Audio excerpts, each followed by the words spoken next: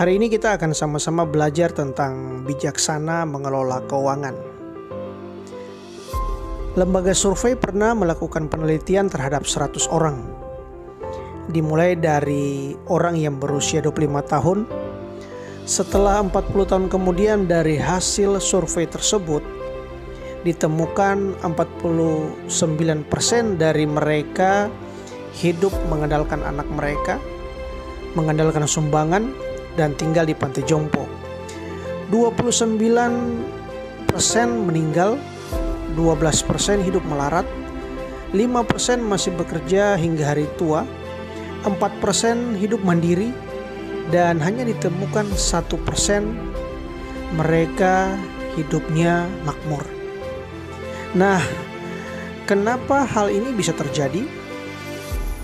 Amsal 24 ayat yang ketiga, ayat yang keempat, firman Tuhan berkata, dengan hikmat rumah didirikan, dengan kepandaian itu ditegakkan, dan dengan pengertian kamar-kamar diisi dengan bermacam-macam harta benda yang berharga dan menarik.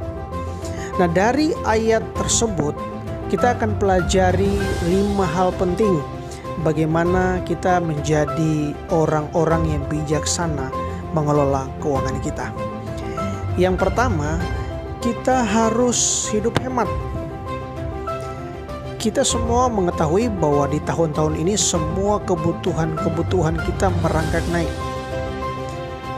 Mari kita menjadi orang-orang yang bijaksana untuk mengutamakan kebutuhan kita, bukan keinginan kita. Kita harus melihat apa yang menjadi prioritas kita adalah apa yang benar-benar menjadi kebutuhan kita. Nah, itu yang harus menjadi prioritas utama bagi kehidupan kita.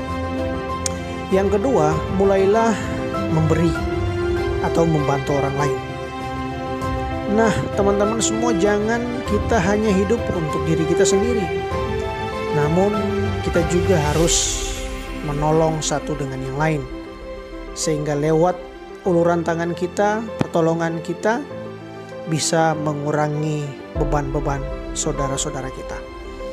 Dan yang ketiga, kita juga harus mulai berdisiplin diri untuk tidak berhutang. Nah, apabila hari-hari ini kita sudah terlanjur berhutang, maka kita harus bertanggung jawab supaya dapat melunasi semua hutang-hutang kita, sehingga kita bisa menjadi pribadi yang dapat dipercaya, memberkati orang lain.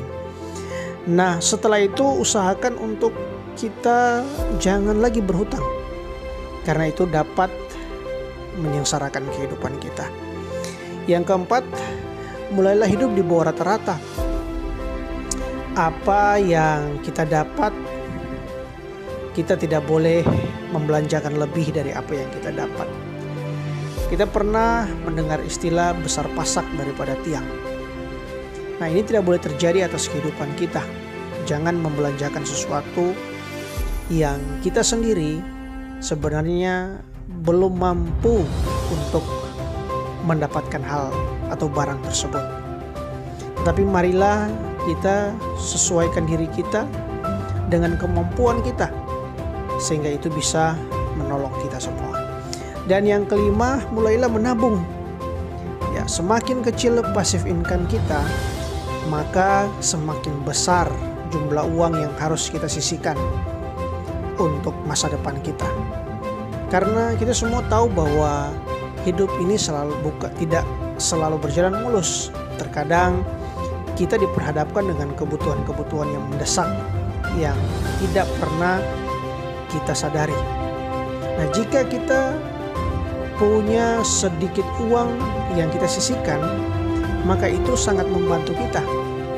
Kita tidak lagi merepotkan orang lain, menyusahkan orang lain untuk meminjamkan uang mereka kepada kita.